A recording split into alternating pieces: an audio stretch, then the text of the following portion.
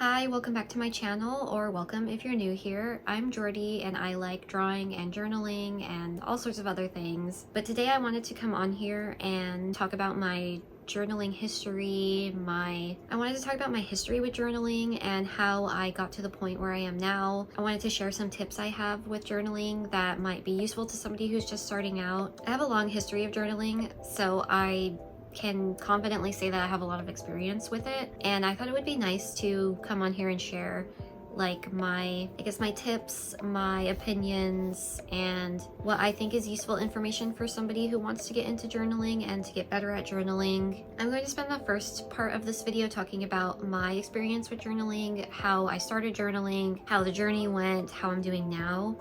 So if I end up yapping too long and you don't really want to hear about it, I'll put a timestamp to where I just talk about the tips. But for now, I'm going to just explain how I came into journaling as a hobby, what started it for me, and what really truly inspired me to keep going. So I started journaling back when I was probably like 10 or 11. I think I was in 6th grade. I had started developing depression when I was about 9 or 10, and at the time my mom was going through therapy and she herself was keeping a journal for all of her thoughts and whatnot. So she had told me that since I'm having these feelings and emotions and I just didn't know how to express myself, she said the best way for me to do it is to write it down and keep it in a private notebook. So she had taken me to, it was like Dollar Tree or Walmart, and I picked out a composition notebook and I tore through that thing like it was nothing. I journaled and I wrote in it every day. I took it to school with me, and when I wasn't paying attention in class, I was just going ham at my journal, writing about my feelings, my thoughts, my dreams, what I liked, what irritated me, what I wanted for dinner.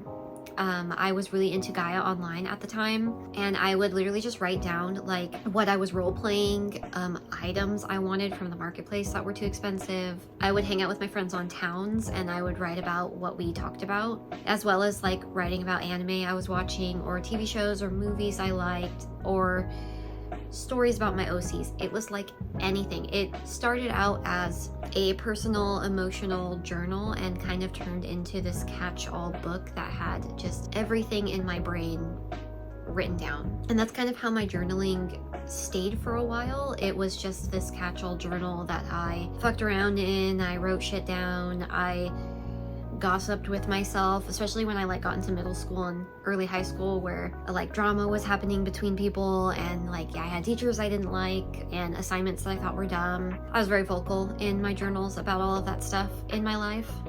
But in high school it kind of changed for me. Funny enough, and I know it's not funny, but funny enough, Seaweed Kisses recently made a video where she talked about, she wrote something in a journal and a family member read it and she got in trouble for what she wrote, even though it was a private, personal thought. I had that happen to me before, and I like laugh about it now, but at the time it like ruined my life. Like, well, not really, but you know, I was a teenager, I was going through puberty, I was emotional and a wreck, and the physical journal I had, one of my parents went through and read it, and specifically read about, I think, a fight we had. I wrote about the fight and how angry I was and my opinions on the fight. My parent read it and got mad at me and I got in trouble. So I think I threw the journal away actually, and then started journaling on my laptop. I was a Word document girl. I loved writing stories and dumb shit in the Word document on my laptop, and I started journaling on that. I thought I wrote anything. I thought nothing of it. It's my laptop, nobody's gonna use it. And my other parent went on my laptop for something. I don't know, I think they needed to print something, and they found my folder, my diary folder. I don't remember what I had it named, but they went through it and they read it. I don't remember what they read exactly. It was probably something like I wrote when I was angry or depressed or whatever, and they read it and I got in trouble. I didn't really get in trouble, but I had like a stern talking to about what I wrote that like pissed me off so bad. I still get mad when I think back on it. Like, that was like 15 years ago and I still get so pissed off when I think about it.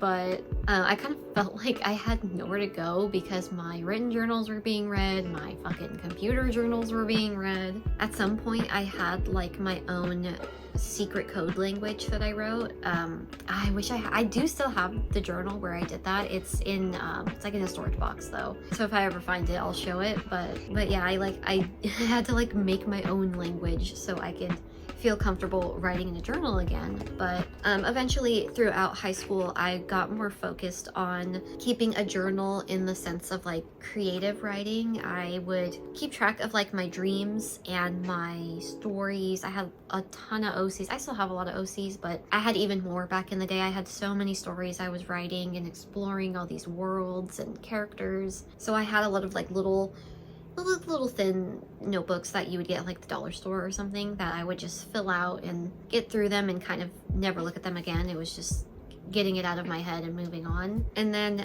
in college, when I started going to college, I got into planners. I never felt like I needed a planner in high school. I probably should have had one, but I didn't really care too much about high school. I had good enough grades to get by, but I kind of more so went with the flow. But with college, I was going to school, I had a job, I had, you know, my boyfriend, my friends to keep track of. So I had a weekly planner. It was just a basic one, like a weekly Moleskine planner or something that looks like Moleskine, but maybe it was from Walmart or something. And I would just use that to keep track of my work schedule, when I was hanging out with friends, when I got paid, when I had assignments and tests to do, just things like that. It's super basic. I didn't even decorate my planner back in the day or even draw in it. I didn't know people did that for a while, but that's what I used. And then I was continuing to do my creative writing journals throughout college. I had a few of them, just like little ones. I don't think I ever had a creative writing journal that was bigger than like a B6. B6 is kind of, it's smaller than an A5, so it's a B6 is smaller than this. This is a A5 notebook. I'm stupid. This is literally a B6. My planner is literally a B6. It was nothing bigger than that. I liked that because they were easy to put in my backpack, or sometimes I would use a purse to go to school. It'd be in my purse, and it was just lightweight and easy. It didn't really bulk up my bag too much because I had to do a lot of walking on campus and I didn't want to have a really heavy bag. And then I would say towards maybe 2018, I got into bullet journaling. I had come across a bunch of videos on YouTube about Bujo's bullet journaling systems, and that was probably when I first really got into like journaling content. Back when I was still a senior in high school, I think I was watching a lot of like Happy Journal and Hobonichi videos, but it was so like early YouTube, you know, when the people didn't really care about like how good their lighting was or how good their microphones sounded, so it was all super low-key, and a lot of people didn't even like decorate. I mean, the happy planners, yeah, people were decorating, but Hobonichis, I remember it was just a lot of almost like bullet journaling, but in your Hobonichi types of stuff. But in 2018, roughly, I went to Michael's and I got one of those, I think it's called Recollections. It was a Recollections journal that was hardcover, looked just like a Leuchtturm or Moleskine, pastel pink, and I spent like a whole month just going through the whole thing, planning out every weekly spread, every monthly spread, decorating it, doing the whole 9 yards, and it was fun. And it was easy for me to keep up with it, you know, because I was still in junior college, and I think I only worked on the weekends, so I wasn't all that busy. But once I transferred to university, it got a little more hectic. My classes were a lot more intensive. I was commuting farther for my school, and I was still working, so I was really busy, and the bullet journal just wasn't really working out for me anymore, and I kind of was like over it at that point. So I went back to the weekly Moleskine types of planners, and again, I didn't even decorate. I would decorate the cover, but I wouldn't even put stickers inside because I just didn't have time to do all of that. I was too focused on my assignments and my work schedule and my social life and making sure I could sleep at night, even though I wasn't sleeping at the time. But yeah, at that point I was just doing my weekly planner, and then lockdown happened and I was doing school online for my last year, last 3 semesters in university, and so I didn't really feel like I needed a planner anymore. It was a lot easier for me to memorize just when my classes were, since I was always in front of my computer at home, and I just wasn't really reaching for it. I was definitely more in my sketchbooks at that point, naturally, because I was in my upper division illustration classes. I was writing less and drawing more. So for 2021, I believe is the year, I got my first Hobonichi. I got the Cousin, which is the big A5 yearly, monthly, weekly, daily planner, and I used that for my final semester of university before I graduated, and I did really like it at the time. It was new, it was sparkly and fun, and I didn't really have any expectations for it. I would do like class notes in it, I would do lecture notes. If I had like a meeting with one of my professors, I would put the notes in there. It was a lot easier, I'd say, to fill up daily pages when I was in school than when I graduated and was like unemployed and then had a full-time job. Those points, like, I had nothing to write about. So by the time I was out of school and working, I didn't feel like I needed to journal anymore. I didn't really feel like I needed to have this daily planner. My work schedule was the same 5 days a week. I kind of did the same things on the weekend, every weekend, so I kind of fell off on it. Once I got the Hobonichi Weeks, the weekly one, it's this one, it's the long skinny one with the half of it is a week and half of it is grid paper. Once I discovered that journal, it kind of changed everything for me because it can easily be a planner and a journal diary all in one because of like the freedom of it. So through getting the Hobonichi Weeks, I did kind of get back my spark into journaling and planning. I guess if you have things going on in your life, it does make a lot more sense to have a planner versus like an undated journal. I would say having a full-time job, an undated journal is a lot more, like, it makes a lot more sense to me. Obviously, because if I'm working Monday through Friday, 9 to 5, the same things are happening every day. I'm not gonna go in my journal every single day and go, I went to work, I ate dinner, I went to bed. I'm not gonna do that every day. I'm gonna write about like if something actually happens, and if something only happens once a week, maybe my undated journal will only have an entry once a week. And yeah, I kind of just had to go through this like experimental phase where I was trying out different journals, different planners, different notebooks until one of them sticked, and the weeks for me definitely stuck. I like that one. I do have the Midori weekly planner at the moment. It's basically the same thing as the weeks, just a different size. And honestly, the only reason why I bought this planner is because when I was seeing how expensive Hobonichis were with the tariffs, I was like, there's no way I'm buying that. I don't care how cute the covers are, I'm not gonna buy one. This one was so much more affordable. I think it was only like 24 bucks, maybe even cheaper, and it's the same thing, and it's pre-decorated, you know, in case I don't want to go through and decorate it myself. Every page is already decorated, and it makes it a lot more easy. But as you can see, I have a weeks. I got it for free. I got it as a gift. I didn't have to pay anything for it, and it was too cute to pass. Like, I wasn't going to be given this journal and then not use it. Of course I'm going to use it. That's why it's my art journal and not my planner. But yeah, I've gone through so many different journaling phases and eras, and I feel like I've tried everything at this point. And I think I just know what works for me. I like grid paper.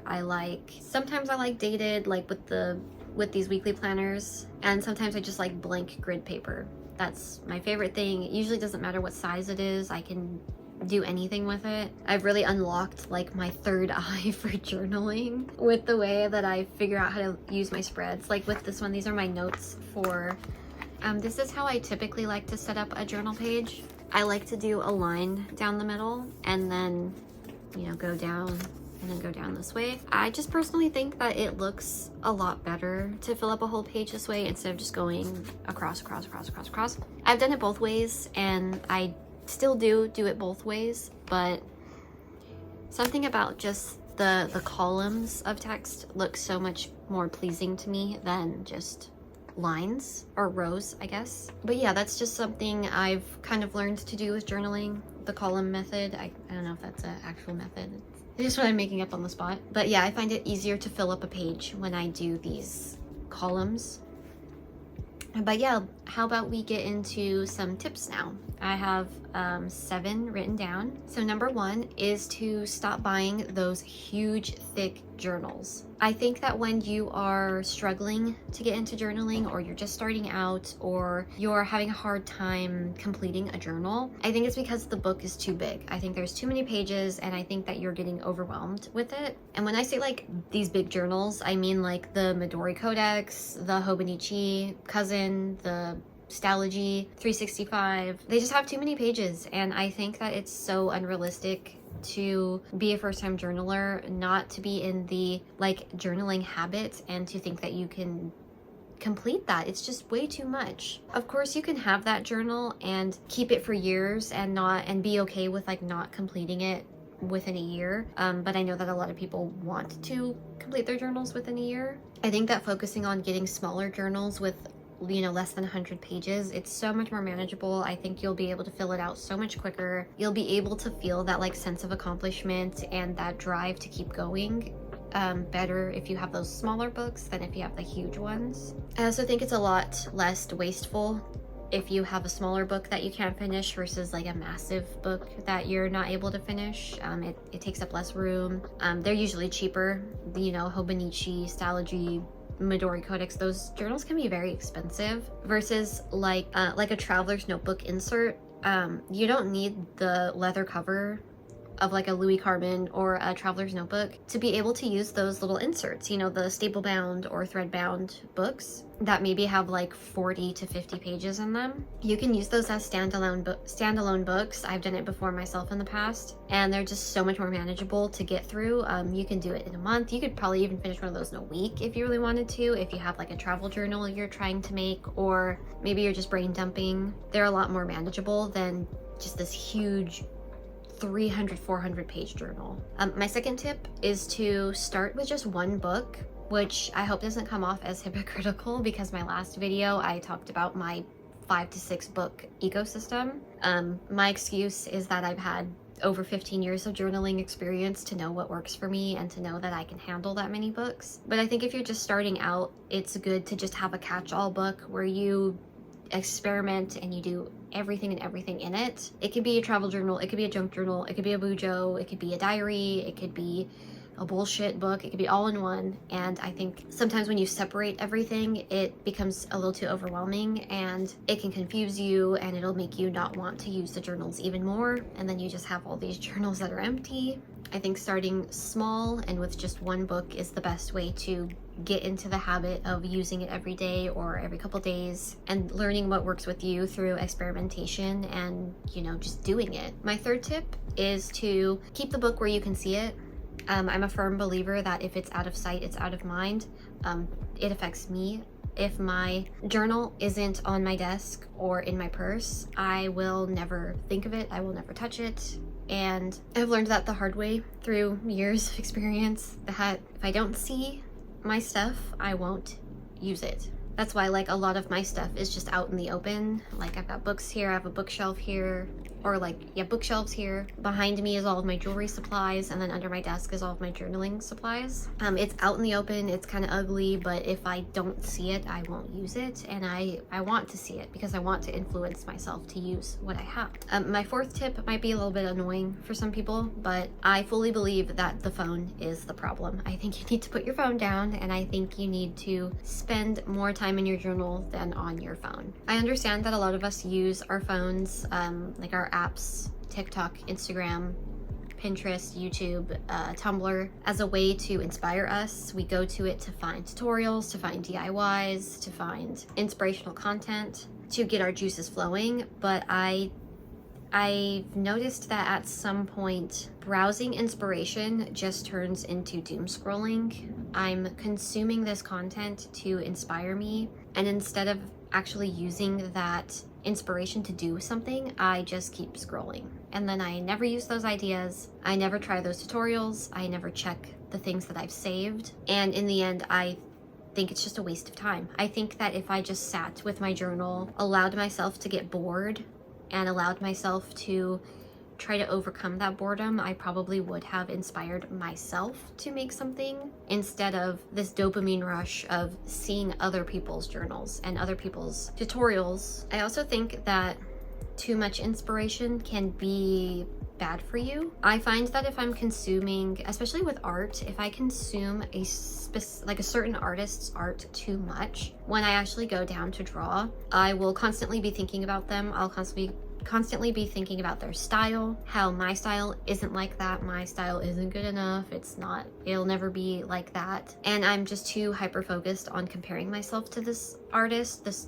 art style, this technique, to a point where I need to just stop consuming like inspiration, like art inspiration, inspo, playlists, folders, what have you. And on top of that, I do think that a lot of people only post their aesthetic pages, their pretty pages. Not a lot of people post like their raw, real journal pages where it's just writing, it's just chicken scratch, smeared ink, you know, no decoration, no aesthetic. You're less likely to see that on the internet, especially on like Pinterest or TikTok, but those are so much more realistic than those aesthetic spreads. I do like to decorate and draw and do all of that in my journals too, but a lot of the stuff that I don't share is just the pen to paper stuff, just straight writing, you know, straight from my head to the paper types of journaling. If it's not pretty, it doesn't get clicks, and so people just don't post it. And plus, a lot of that stuff is personal anyway, and you don't want some Andy online to read it anyway. And lastly, on that point, if you have time to scroll on your phone, if you have time to scroll on TikTok, Tumblr, Instagram, YouTube, you have time to be in your journal. You have time to journal, you have time to decorate, you have time to draw. I had to really be strict with myself about how often I was browsing my phone, because once I learned some discipline and got myself off my phone, I was able to create so much stuff. I had so much jewelry I made. Come here. I made a lot of jewelry, I made a lot of art. Sorry, my dog wanted to be in my lap. And I worked in my journals. Oh, it was a big yawn. I worked in my journals a lot. So once I finally learned, I feel like I'm repeating myself. Once my dog jumped in my lap, I just forgot everything I was saying. Anyway, let's just move on to the next point. Tip number 5 is that you don't need to fill the whole page. If you want to just write one sentence on a page and move on, that's valid, that's fine. I've done that in the past. Again, I might have mentioned it earlier in the video, but you can have like multiple pages on one, or you can have multiple days on one page. It doesn't have to be like a page a day. It can be like 3 days on a page or 2 days on a page or what have you. And if you don't like white space, you can decorate, you can draw, you can scrapbook and fill in those white spaces, or you can just let it be, you know, move on. You wrote something, let it go. Tip number 6 is that you don't need to complete your journal by the end of the year. I don't really know where this trend started. I saw it a lot on TikTok, especially, where come the new year, people were freaking out that they still had like 10, 20, 30 pages of their journal that they haven't completed. And I don't know, maybe it's a bullet journal thing, maybe it's a daily planner type of thing. I don't think a journal needs to be started in a year and completed in the same year. I think a journal can last you multiple years. I think it should be finished when it's finished, not when you think it needs to be finished. I used to get caught up on the whole, I need to complete my sketchbook within a month, or I'm not like the cool YouTubers type of bullshit in my head. And instead of actually making meaningful art or studying, I would just draw a bunch of slop, I guess, and it ended up just being art I didn't even like. And I feel like that could also happen with people if they're rushing through their journals. They're not actually putting in the thought or the time to make a meaningful spread or meaningful entry. They're just trying to fill it up so that they can buy next year's journal, which I understand buying a new journal is really exciting and it's really fun, but I think you should be able to grow with your journal, age with your journal, go through different eras, and my dog is distracting me. But yeah, I have plenty of journals that I've been using for years now. I don't want them to be finished too soon. I'm hoping they last me a couple more years. I think it's fun when you have multiple years in the same journal, because then you know, it's easier to figure out, you know, if you're looking for a specific entry, you know what book it's in because you've been in the same book for a couple years. It's just kind of fun being able to look through like 3 years of your life in one book and just seeing what you were doing, what your thoughts and your likes and opinions were at the time, and how they've changed through the years. And my very last tip number 7, I kind of touched on it with the last one, but you should take your time. You should take your time with your journals. You shouldn't rush them. You should be patient. Let them grow, experiment with them, you know, let them sit. If you forget about it for a month, who cares? Jump back into it. It's no big deal. Not every spread has to be perfect. If you hate the spread you just did, just move on. Through that failure, you're going to succeed in the next one. You've learned so much with it. And that's kind of how it is with every page. Is every new page you make is a new skill that you've learned. Like, you're enhancing your skill every time you do it. But yeah, that's about all the tips I have. You know, I've been journaling, like I said earlier, for a really long time. It's a passion for me. It means so much to me to journal, and it breaks my heart to see people online who say that they've failed at journaling, that they can't keep up with it, that they want to be like everybody else, which is dumb. You should want to be like you, not like everybody else. But yeah, it's such a meaningful hobby to me, and I would just love to see everybody find what works for them instead of trying to be like the popular people online. Your journal becomes so personal, and so it's an extension of you, you know? And once you kind of break out of that need to conform or need to be a certain way is when you really start to like bloom with your hobby. And I'm really hoping that, you know, maybe I can inspire somebody to do that, or maybe some of my tips might be eye-opening or could really help you. But yeah, at the end of the day, I just want to see people enjoy journaling. It's so versatile. It's so endless. There's no rules. Literally, there is no rules. You can do anything in your journal. Literally, you can do anything. I have seen people on TikTok and YouTube do outrageous shit with their journal. It's valid. It is so valid to do outrageous shit with your journal. Or you can just pen to paper, just write things. Don't even decorate it. Don't draw on it. Just write in it. And I think if you just do that in 10 years, when you know, maybe you're moving out somewhere and you're going through all of your stuff and you come across your journal and you reread it, you're going to be so sentimental about it. You're going to go reminiscing on where you were in that time, whether it was good or bad. I did it a couple months ago when I was moving. I found one of my journals from high school. It was actually a journal that me and my friend would pass back and forth to each other. I would do a couple pages and she would do a couple pages, and we would just go back and forth until the journal was completed. And I went back and I reread that, and I think it was about 14 at the time, and I didn't even remember a lot of the stuff that was happening in my life until I reread what I was talking about. And same with what my friend, oh my god, my phone completely cut out. I think it overheated and turned off. I don't remember what I was talking about, but I'm gonna just wrap it up now, I guess. I hope you found this video useful and fun to watch. Please consider giving it a like or a comment and subscribing to my page. I'm hoping to have more videos up, maybe weekly or bi-weekly, about art, journaling, and whatever I find interesting. But yeah, I hope you enjoyed watching, and I'll see you next time. And hopefully next time my phone doesn't just turn off and stop recording right in the middle of me talking. Oh, and the sun is going down. But yes, I'm done yapping. Thank you for watching, and I'll see you in the next video. Bye!